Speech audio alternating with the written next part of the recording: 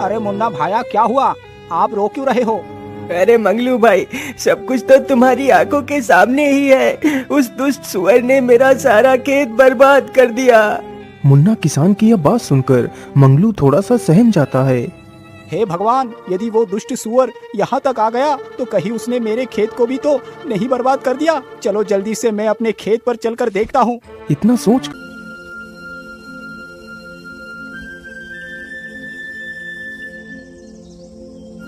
हे भगवान, ये क्या हो गया? मेरे खेत के तो सारे तरबूज उस दुष्ट सुअर ने बर्बाद कर दिए।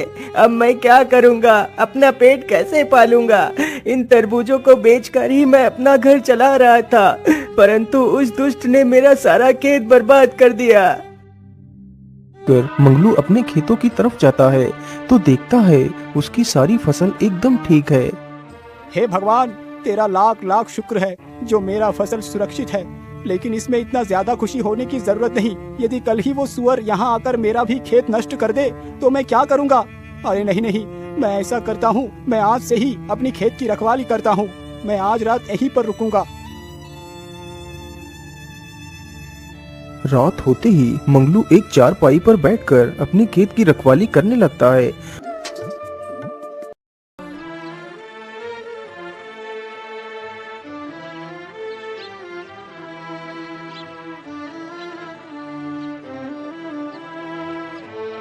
हे भगवान, ये सब क्या हो गया? मेरा सारा खेत उस दुष्ट सुअर ने उजाड़ दिया। अब मैं क्या करूँगा? मैं इस दुष्ट को जिंदा नहीं छोड़ूंगा। अरे मंगलू भाई, उस दुष्ट सुअर का तो आतंक बढ़ता ही जा रहा है। लेकिन मुन्ना भाया, आखिर हम उस दुष्ट जानवर का कर भी क्या सकते हैं? उधर वह दुष्ट सुअर फिर से भोजन की तलाश में घूमने लगता है। इधर तो खाना दिखाई नहीं दे रहा। मैं ऐसा करता हूँ, उधर को ही चलता हूँ जहाँ कल ढेर सारे तरबूज खाए थे। इतना सोचकर सुअर उधर को ही चल देता है जिधर मुन्ना का खेत था। रास्ते में ही मंगलू का भी खेत पड़ता था जिसमें मंगलू ने खरबूजे बो रखे थे। अरे वाह, इधर से कितनी अच्छी खुशबू आ रही है। चलो इधर को ही चलता हूँ। वैसे भी कल तो मैंने तरबूज खाई ही थी, आज कोई नई चीज का स्वाद लेता हूँ। इतना सोचकर सुअर मंगलू के खेत की तरफ बढ़ता है। सामने से सुअर को आता देख मंगलू के पसीने छूट जाते हैं। अरे बाप रे बाप, इतना बड़ा सुअर! इसके दांत तो कितने पैने लग रहे हैं। ये तो कितना खतरनाक है। अरे हट हट, भाग जा, भाग दुष्ट सुअर, नहीं तो मैं तुझे मार डालूंगा। इतना बोलकर मंगलू डंडा लेकर सुअर की तरफ बढ़ता है, लेकिन सुअर मंगलू से बिल्कुल भी नहीं डरा। वहाँ से भागना तो दूर, सुअर और उल्टा मंगलू पर हमला करने के लिए आगे बढ़ता है और मंगलू को पूरे खेत में दौड़ाने लगता है। अरे अरे मूर्ख सुअर, तू यहाँ क्या कर रहा है? मेरे ही खरबूजे खाकर मुझ पर ही हमला कर रहा है। मुझे लगता है ये सुअर पागल हो गया है। अरे भागो!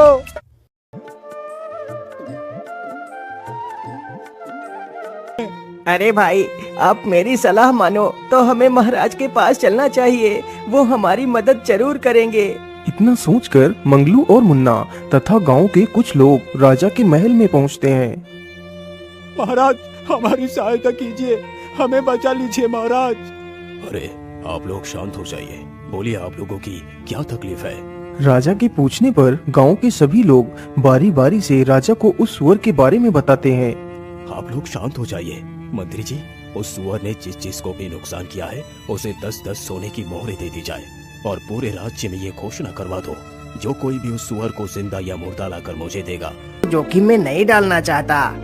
परंतु मंत्री जी, यदि ऐसा ही रहा तो वो सुअर हमारे पूरे राज्य का विनाश कर देगा। महाराज, उस सुअर को पकड़ना या फिर मारना किसी आम आदमी के बस की बात नहीं है।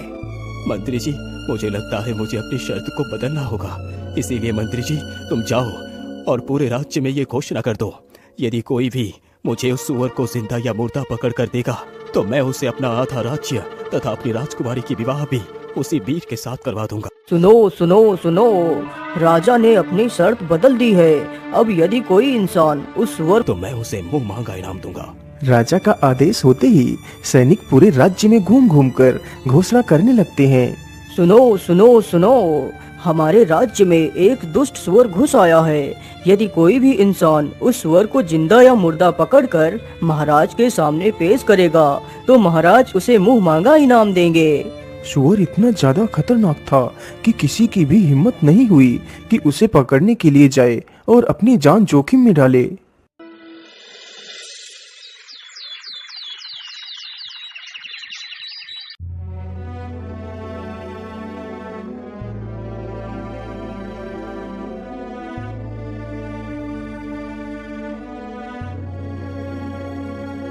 अरे मंत्री जी, क्या आपने राज्य में मेरी घोषणा नहीं सुनाई? अभी तक कोई भी व्यक्ति उस सुअर को पकड़ने के लिए क्यों नहीं आया?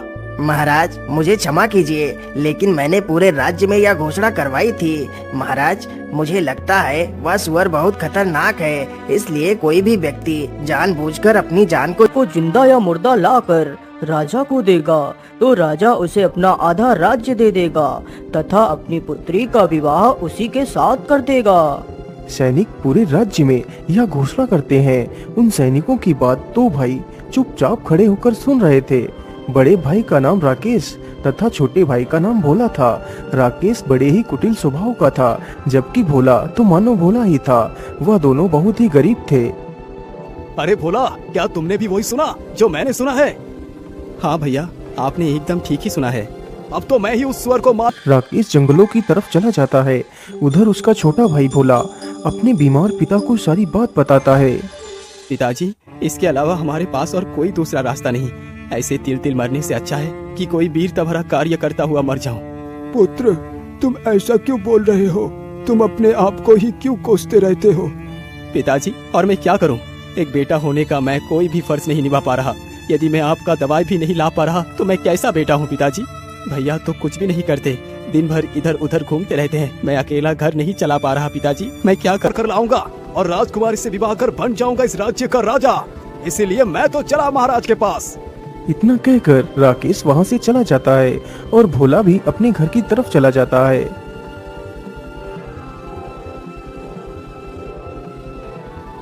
महाराज, मैं लाऊंगा उस दुष्ट सुअर को मारकर। राजकुमारी से तो सिर्फ मैं ही विवाह करूंगा। आप विवाह की तैयारी कीजिए महाराज, मैं जल्द ही वापस आऊंगा। इतना बोलकर पुत्र, तुम दुखी मत हो, भगवान पर भरोसा रखो, सब कुछ ठीक हो जाएगा। पिताजी, यदि सचमुच भगवान सब कुछ ठीक कर देंगे तो मैं भगवान के सहारे ही उस दुष्ट सुअर को पकड़ने के लिए जाऊंगा। यदि ईश्वर ने चाहा तो मैं जरूर अपने मकसद में कामयाब होऊंगा। ठीक है बेटा, यदि तुम्हारी यही इच्छा है तो तुम जा सकते हो। जाओ पुत्र, ईश्वर तुम्हारी सहायता अवश्य करेगा। ठीक है पिताजी, अब मैं चलता हूँ। इतना बोलकर भोला महल की तरफ चल पड़ता है और जल्दी ही महल में पहुंच जाता है। महाराज, मुझे आपकी शर्त मंजूर है। मैं लाऊंगा उस सुअर को। मुझे जाने की आज्ञा दी जाए महाराज। ठीक है पुत्र, तुम जा सकते हो। राजा की आज्ञा मिलते ही भोला एक तलवार लेकर जंगलों की तरफ निकल पड़ता है। उधर भोला का भाई राकेश पूरे जंगल में इधर उधर घूमता है, लेकिन उसे सुअर कहीं भी दिखाई नहीं देता।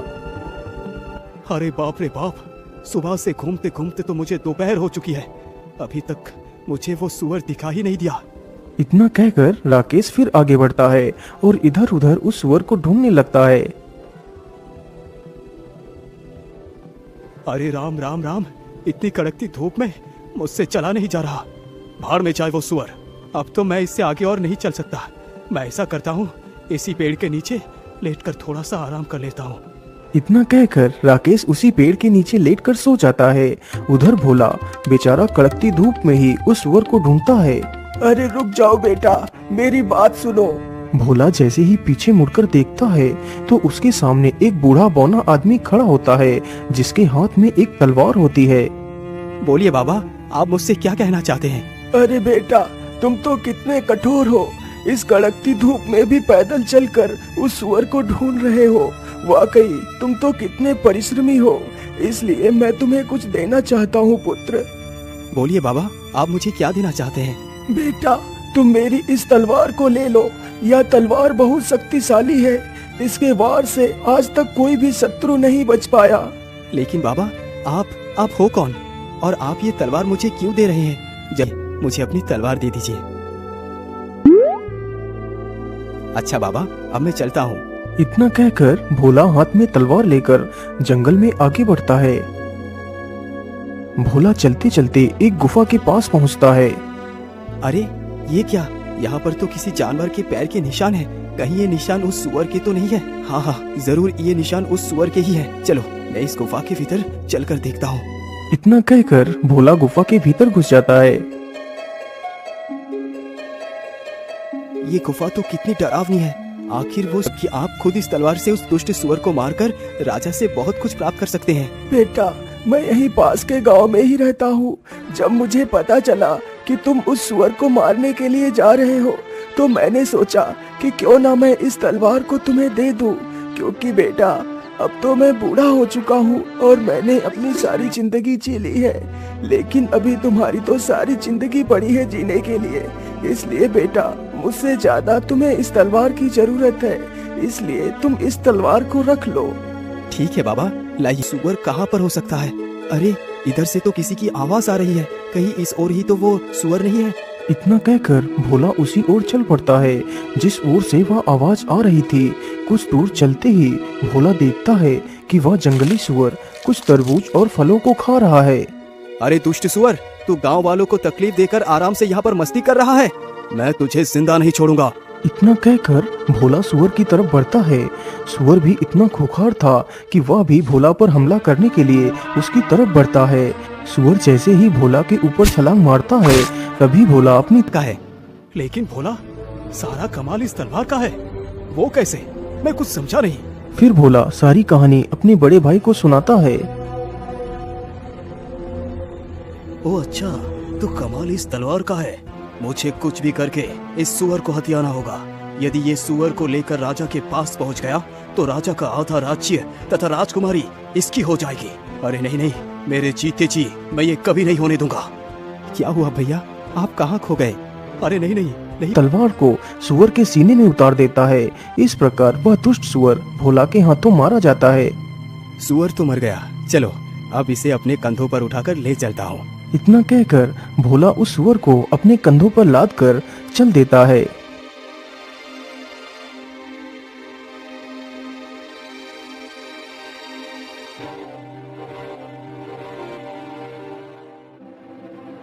भोला चलते चलते वहीं से गुजरता है जहां पर उसका बड़ा भाई एक पेड़ के नीचे लेटकर सो रहा था।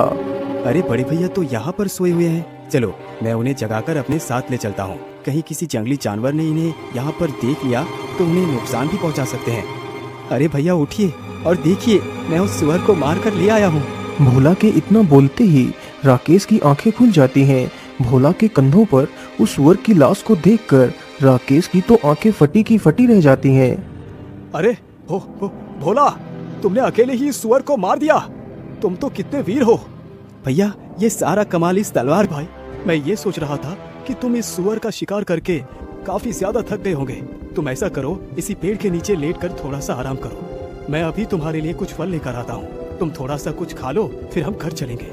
ठीक है भैया, जैसी आपकी इच्छा। मैं यहीं पर रुक जाता हूँ। इतना सुनकर राकेश जल्दी ही वहाँ से चला जाता है।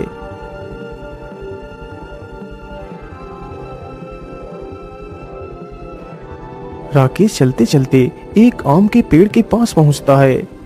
अरे वाह, इसमें तो कितने सारे आम लगे हुए हैं। चलो इसी में से कुछ आम तोड़ लेता हूँ। राकेश तुरंत ही एक पत्थर उठाता है और पेड़ पर फेंकता है तो कुछ आम टूटकर नीचे गिर जाते हैं।